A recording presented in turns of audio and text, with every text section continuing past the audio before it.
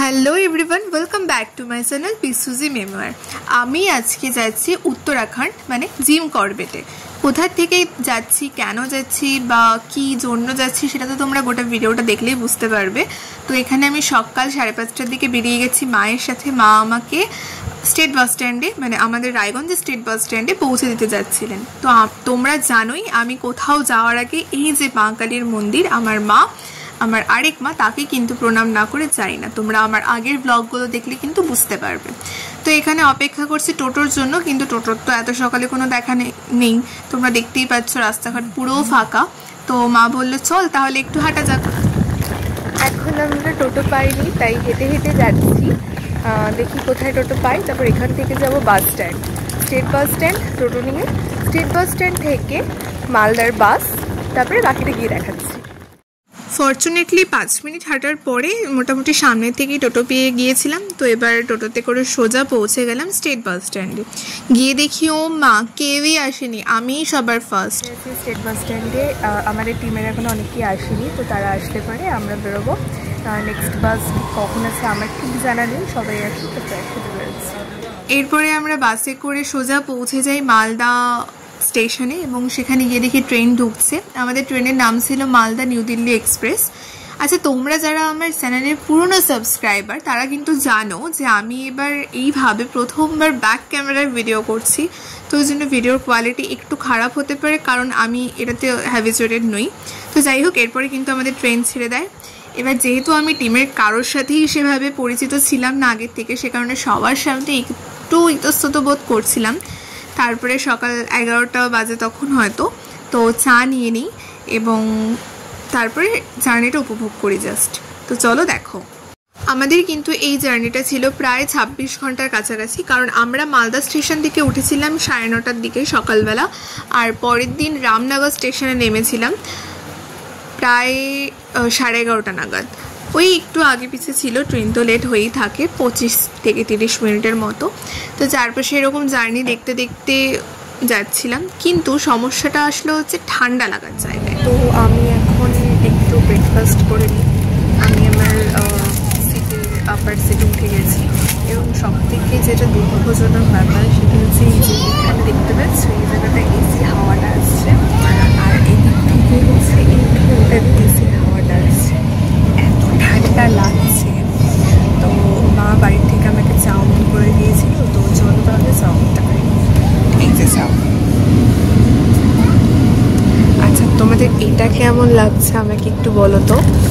দেখো দেখো, এটাতে এরকম আর এটা হচ্ছে এরকম টাইপের। এরপর একটু ঘুমিয়ে নিয়েছিলাম এবং আমরা পাটনা স্টেশনে পৌঁছে যাই বিকেল ওই সন্ধ্যে নাগাদ। টাইমটা এই মুহূর্তে আর মনে নেই, বৃষ্টি হচ্ছিল বাইরে, বাট ভীষণ সুন্দর লাগছিল। এখন বাজে 7:15 মানে সন্ধে, আর আমি আবার সেই আপার সিটে উঠে গিয়েছি। আর বসে থাকতে ভালো লাগছিল না। তো আমি একটা বই ক্যারি করছিলাম, দেবারতী মুখোপাধ্যায় দাশগুপ্ত ট্রাভেলস। বইটা আমার আগে অর্ধেক পড়া ছিল প্রায় 2021 সালের দিকে, কিন্তু আমি ভুলে গেছিলাম। তো তারপরে সকাল হয়ে যায়, মানে পরের দিন সকাল হয়ে যায়, মাঝে ভিডিও করে নিই এবং চা খাই। এবং দেখো এই যে দুটো পিচ্ছি বাচ্চা পুচকু দুটোর সাথে আমার পরিচয় হয় এখানে, এবং ভীষণ মিষ্টি ছিল।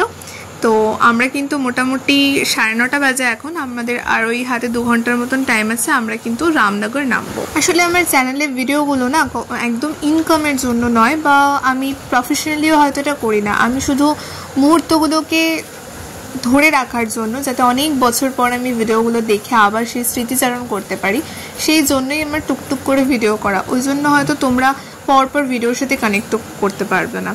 তো এই যে এটা দেখতে পাচ্ছ এই ক্লিপসটা হচ্ছে আমরা রামনগর থেকে বাস পেয়ে নিয়েছিলাম। বাস মানে আমাদের কোম্পানি থেকে বাস পাঠিয়ে দিয়েছিল।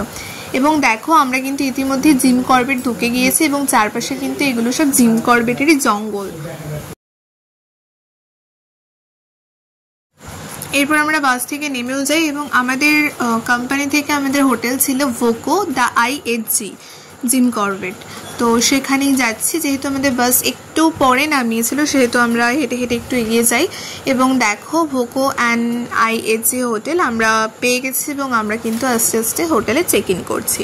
তোমরা হয়তো এতক্ষণে ভাবছো যে এই যে আমি এতবার করে বলছি কোম্পানি থেকে এসছি, গ্রুপে এসছি, বা আবার বলছি একা এসছি, তো কোন কোম্পানি কি কারণে সেটা আমি বলবো, হয়তো এই ভিডিওতে বলতে পারবো না, তার জন্য তোমাদেরকে নেক্সট ভিডিও অবধি অপেক্ষা করতে লাগবে। তবে অবশ্যই আমি জানিয়ে রাখলাম আমি কোম্পানি থেকে এসছি, এবং এই যে এটা একটা সিরিজ হিসেবে যাচ্ছে, আমি অবশ্যই এই বিষয়ে একটা পুরো ডিটেলস আমি আনবো, তার জন্য কিন্তু তোমাদেরকে আপডেট থাকতে হবে আমার চ্যানেলের সাথে। তো চলো এবার আস্তে আস্তে আমরা চেক ইন করি এবং দেখি যে আমরা কোথায় কি রুম পাচ্ছি, বাকিটা কন্টিনিউ করি। এরপর কিন্তু আমি রুমে চেক ইন করে যাই এবং আমার রুমটা ছিল 607, মানে 600 সিরিজ, কারণ এই হোটেল থেকে 600 সিরিজের যে রুমগুলো রয়েছে সেখান থেকেই কিন্তু এই সুন্দর ভিউটা তোমরা উপভোগ করতে পারবে। আদারওয়াইজ অন্যান্য রুম থেকে কিন্তু বসে বসে এই সিনটা পাবে না, তোমাকে তার জন্য লনে আসতে হবে।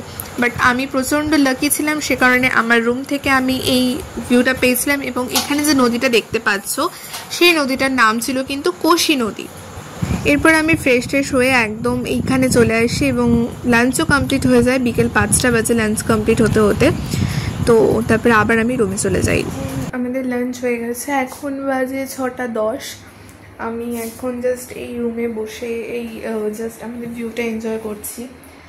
অস্বাভাবিক মাথা ব্যথা, কারণ সারাদিন কিছু খাওয়া হয়নি, 5টার সময় লাঞ্চ করেছি, তো সে কারণে আমার তো মাইগ্রেনের প্রবলেম আছে। আর তোমরা জানো যাদের মাইগ্রেনের প্রবলেম হয় তারা মানে তাদের আর শত্রুর অভাব হয় না।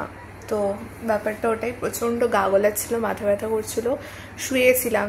সবাই ঘুরতে গেছে, অনেকে ওই জায়গাটাতে ঘুরতে গিয়েছে, মোটামুটি ওদিকটা দেখো। আমিও ভাবছি একটু বেরোই, ভালো না লাগলে আবার চলে আসবো, বাট সবাই ফোন করছে আমাকে, তো চলো দেখাই তোমাদেরকে ঘুরে। তারপরে বিকেলে এখানে স্ন্যাক্সের জন্য ডাকা হয়েছিল, আর সাথে একটা নদীর পাশে যেরকম মানে অন্যান্য জায়গায় যেরকম গঙ্গা আরতি হয় এখানেও একটা এরকম আরতির ব্যবস্থা করা হয়েছিল। এবং এখানে দেখো কোম্পানির প্রোগ্রাম কিন্তু অলরেডি স্টার্ট হয়ে গিয়েছিল, এবং এখানে সবাই আমরা স্ন্যাক্সের জন্য চলে এসেছিলাম।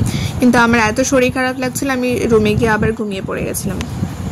এরপর রাত্রে ডিনার করে এসে আমি একটু রুমে বসে এখানে গ্রিন টির সাথে এই ভিউটা উপভোগ করতে থাকি, এবং প্রচণ্ড পিসফুল একটা টাইম স্পেন্ড করেছি।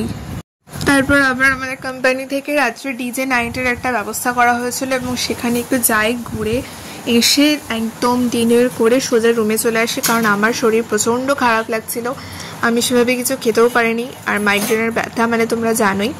তো আমি জানি ভিডিওতে আমি সেরকম কিছুই দেখাতে পারিনি, কারণ আমি আবার তারপরে রুমে চলে আসি এবং ঘুমিয়ে যাই। আমি কথা দিচ্ছি নেক্সট ভিডিও তোমাদের জন্য ভীষণ সুন্দর আসতে চলেছে, তার জন্য কিন্তু আমার চ্যানেলে কানেক্টেড থাকতে হবে।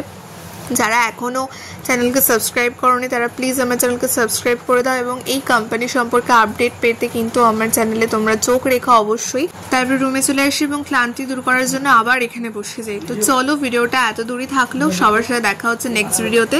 ততক্ষণ তোমরা সবাই খুব ভালো থেকো, সুস্থ থেকো, এবং অবশ্যই আমার চ্যানেলটাকে সাবস্ক্রাইব করে দিও। Ta ta, by.